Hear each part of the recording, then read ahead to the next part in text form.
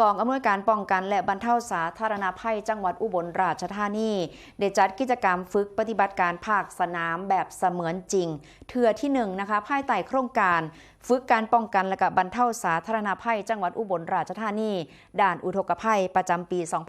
2569 ค่ะ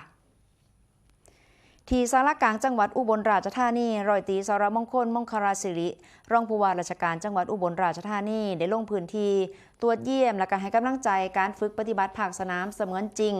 ซ้อมย่อยเทื่อที่1ตามโครงการฝึกการป้องกันและก็บรรเทาสาธารณภัยจังหวัดอุบลราชธานีด่านอุทกภัยประจำปีงบประมาณ 2569 ซึ่งกระจัดโดยกองอำนวยการป้องกันและบรรเทาสาธารณภัยจังหวัดอุบลราชธานีเพื่อเตรียมความพร้อมรองรับสถานการณ์อุทกภัยในพื้นที่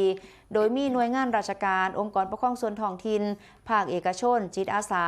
เข้าร่วมการฝึกซ้อมตามแผนในเทื่อนี้ค่ะการฝึกเทอร์นีนะคะการฝึกซ้อมเทอร์นีแบ่งออกเป็น4จุดสำคัญค่ะได้แก่จุดที่1ก็คือหอประชุมจังหวัดอุบลราชธานีอยู่ที่ศาลากลางจังหวัดค่ะเป็นการฝึกจัดตั้งศูนย์บัญชาการเหตุการณ์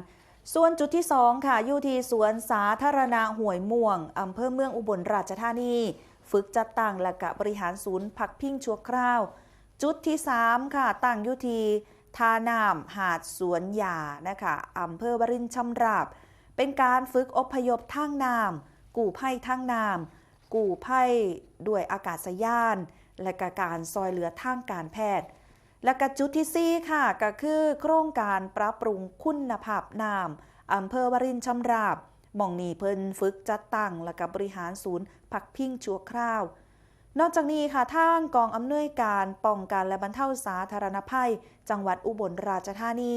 สิมีกำหนดฝึกเพิ่มเติมอีก3มื้อค่ะก็คือวันที่17มิถุนายนเป็นการฝึกแบบบนโต๊ะนะคะวันที่18มิถุนายนเป็นการฝึกปฏิบัติภาคสนามเสมือนจริงครั้งที่2นะคะก็คือวันที่19มิถุนายนเป็นการฝึกเสมือนจริงเต็มรูปแบบอีกเทื่อนึงค่ะโดยทางรองผู้ว่าราชการจังหวัดอุบลราชธานีนะคะเพิ่นก็ได้เน้นย้ำให้ทุกหน่วยงานปฏิบัติตามแผนที่ได้กำหนดไว้อย่างเคร่งครัดและก็เตรียมความพร้อมด้านบุคลากรอุปกรณ์และก็ประสานงานให้เป็นไปตามระเบียบราชการเพื่อให้สามารถรับมือและก็แก้ไขสถานการณ์อุทกภัยได้อย่างมีประสิทธิภาพและก็รอบด้านนั่นเองค่ะ